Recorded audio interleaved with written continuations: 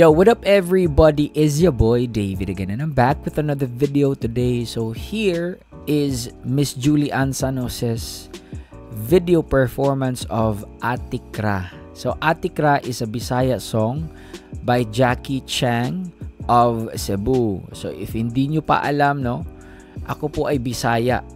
Bisaya kong dako. I am from Mindanao, from Cagayan de Oro City.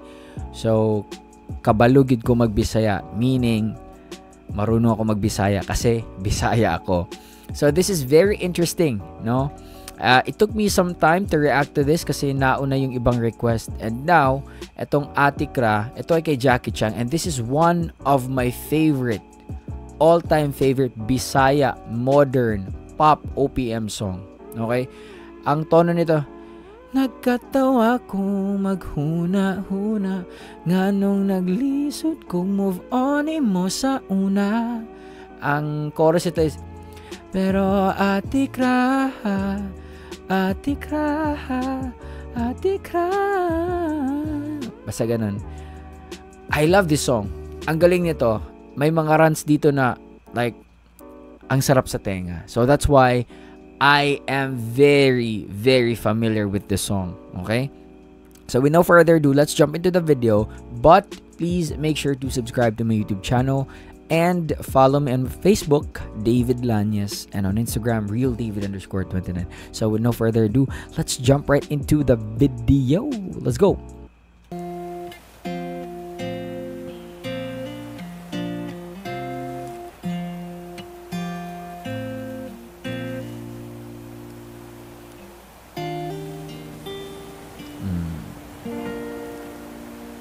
Very raw yung audio, naririnig ko pa yung dagat, no?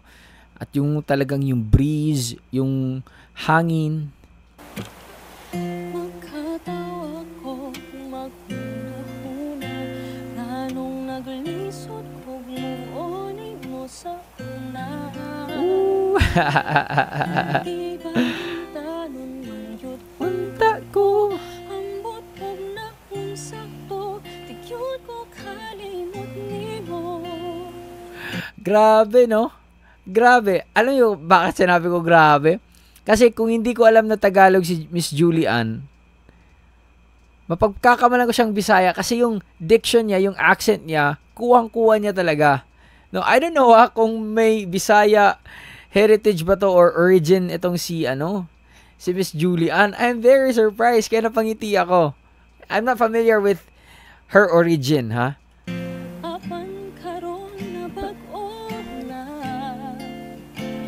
Ballpen man gani mawala, feelings Alam niyo, anong ibig sabihin nun? Ballpen man gali mawala, feelings pa ka. Yung ballpen nga nawawala, feelings pa kaya. Oh, di ba? If you guys understand this song, ang sakit na ito, man. Ang sakit, pero ang ganda ng melody nito. Promise.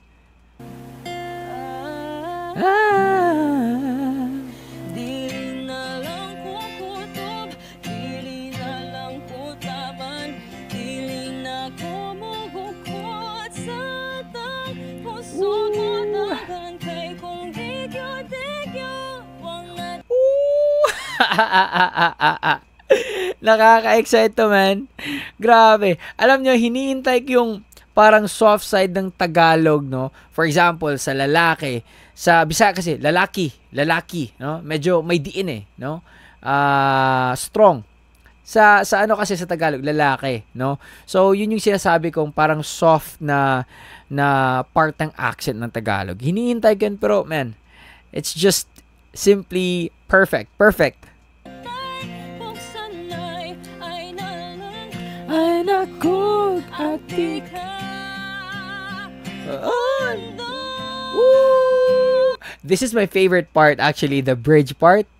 My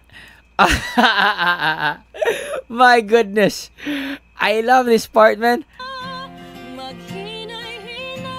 Nalangkog palayo, maghinay-hinay lang.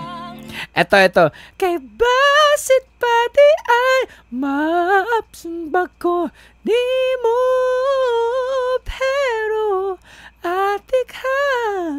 Ganito yun. I'm very familiar kasi I was planning to do a cover of this song, male version, no? Kaya ngayon ako, bahala kayo. Marami akong post ngayon kasi I am so hyped. This is my language, man. Kay basin pa di ay maapsan pa ko ni mo pero Atik. atik ha.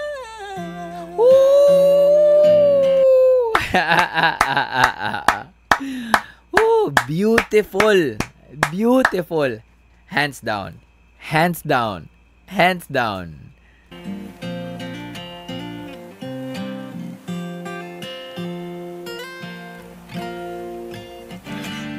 Key change.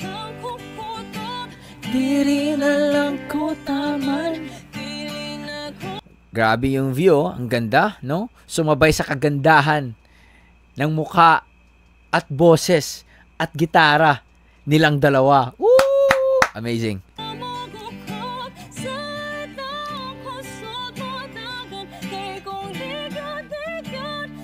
Natay pagsana. Woo! Woo! Man, grabe. Di ba sabi ko sa inyo, this song has some, masterful, skillful na mga runs and yung falsetto dito talaga, no? Grabe.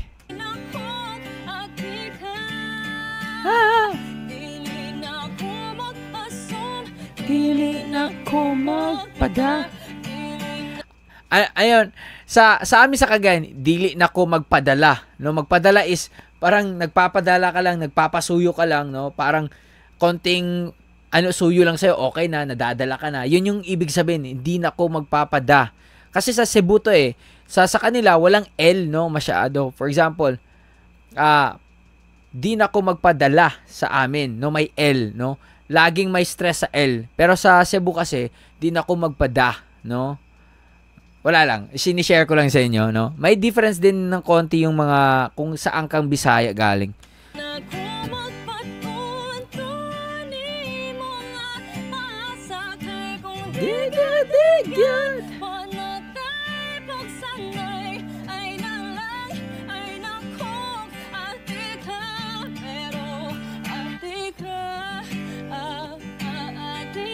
Alam niyo bang ibig sabihin ng atikra? Bola lang. Bola lang, no? Yung chorus nito, itatranslate ko yung chorus sa inyo, ha? Wala, gusto ko lang. Bahala kayo dyan. Wala kayong magagawa. Itatranslate ko sa inyo, bakit ang sakit ng kantang to, ha? Eto. Eto. No. Sabi, diri na lang kukuto, meaning hanggang dito na lang ako. Dito na lang ako, hanggang dito na lang talaga ako. Parang ganun.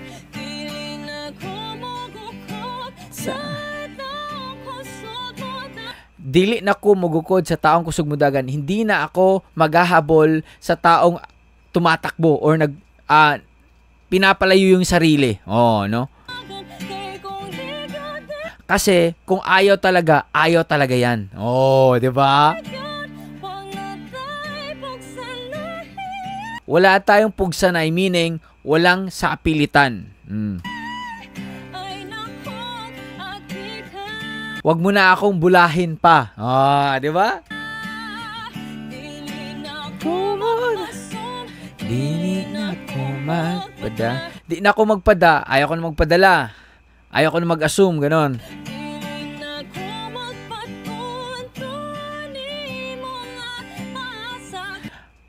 Magpatunto, meaning parang ilad. Ano ba yung ilad? Yung parang salisi. Ano ba yung right term sa Tagalog? Basta yung ganon.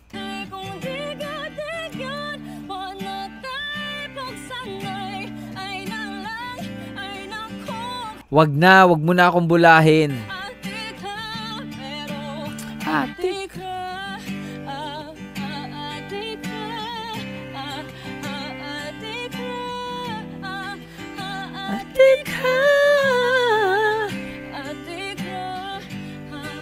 kakanta ito sa Tagalog. Bola lang. Woo! Adik ka, adik ka, Adik ka.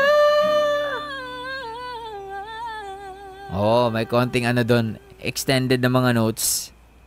Hey, that was beautiful. That was beautiful. Yung impress ako dito is yung yung diction niya, yung pronunciation niya, no?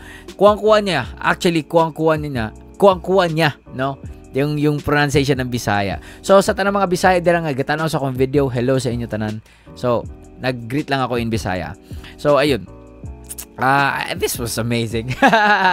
Kaya pala gusto niyo i-react ko to And I was really so hyped, no? Kasi nga I'm proud. I'm very proud to be Bisaya. And I'm listening to Julian singing a Bisaya song, and not just an ordinary song, but one of my all-time favorite modern pop OPM song, Bisaya song, no? This was an entry, if I'm not mistaken, this was an entry sa Vispop, no? Vispop is like music pop festival yung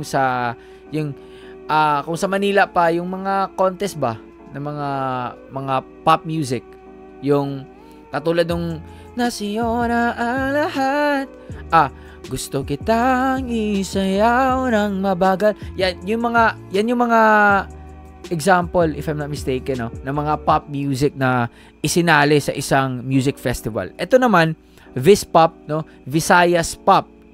So, may ano din sila sa kanila, may version din sila ng ganyan na competition ng music festival, no, songwriting. So, I think this was an entry way back 2000, I don't know, 14, 13, ganon, or 15, basta, dyan.